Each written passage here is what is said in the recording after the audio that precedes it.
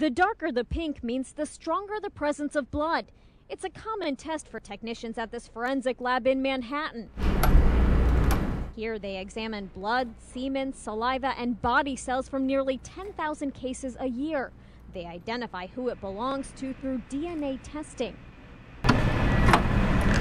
But DNA is only useful if there is a known person to match it with.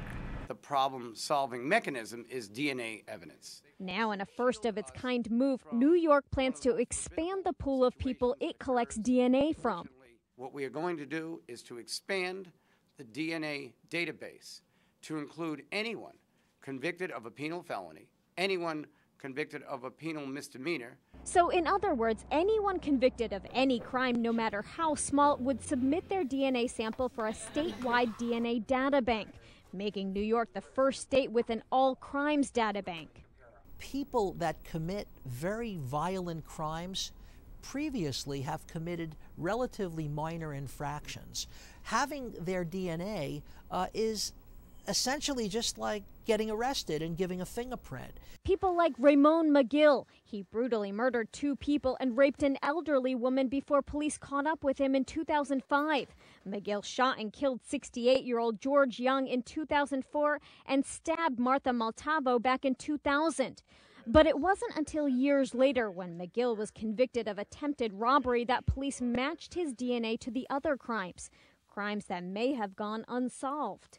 I think we would have solved many more cases than... Retired NYPD cold case detective Joseph Pollini says requiring all criminals to submit DNA would be a huge help.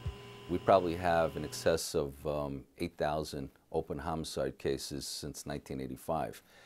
So in many of those cases, DNA analysis could be significant. But of course, collecting such personal information such as DNA draws controversy, especially collecting it for minor offenses like a curfew violation or even spitting on a sidewalk.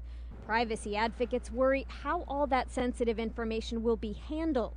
We're beginning to see in some of the research literature and in studies here in New York State a surprisingly frequent incidence of error, human error, negligence, fraud, intentional wrongdoing, and abuse. The district attorneys in all 5 boroughs in New York support the bill. They say not only would it help identify criminals, but it may also help exonerate people who have been wrongly convicted.